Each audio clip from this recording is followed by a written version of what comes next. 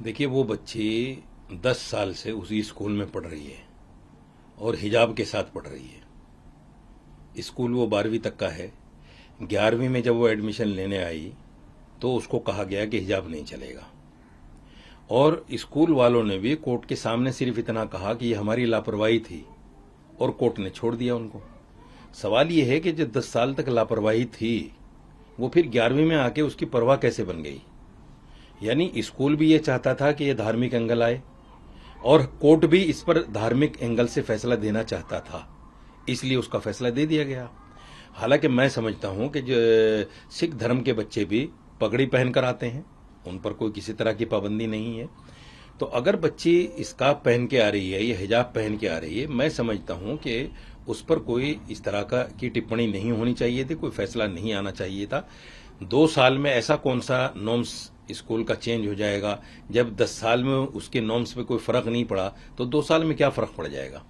दूसरी और आखिरी बात यह है कि देखिए, हिजाब पहनकर बच्चियां जज बन रही हैं, हिजाब पहनकर बच्चियां पायलट बन रही हैं, आईएएस आईपीएस बन रही हैं, उसमें हिजाब जो है कहीं भी एजुकेशन के आड़े नहीं आता। और अंतिम बात मैं ये कहना चाहता हूं, जजों के पास इस तरह के फैसले देने के वक्त कहां से आ जाते हैं, जबकि मेरा एक मामला 30,000 में चल रहा है, 3 साल हो गए, अभी तक उसका कोई फैसला नहीं है।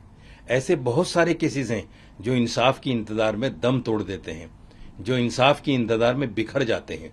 बहुत सारी महिलाएं हैं जिन्होंने तलाक डाला हुआ है और उनको 2-2 साल, 5-5 साल, 10-10 साल तक हो गए।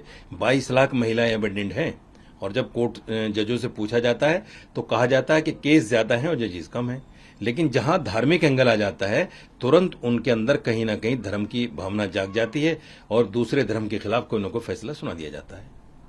सर, अदालत ने इस तर्क को भी खारिज कर दिया कि सिर्फ स्कार्फ पहनना एक आवश्यक इस्लामी प्रथा है।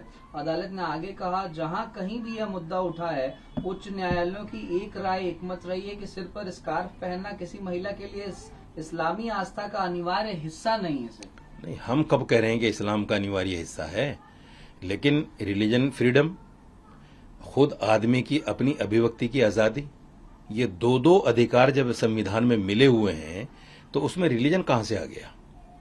जब मेरी अपनी आजादी है, अगर हम किसी लड़की को बाहर बाजार में, रोड पे कहीं घूमते हुए देखते हैं और कहते हैं भाई ये लिबास अच्छा नहीं है, ये कपड़े अच्छे नहीं है, तो क्या कहा जाता है कि उसकी अपनी स्वतंत्रता है, उसकी अपनी आजादी है, कुछ भी पहने। तो यहां जब लड़की अपनी आजादी मांग रही है तो उसको आजादी क्यों नहीं दी जा रही है? ये तो एक बहुत बड़ा सवाल है ना।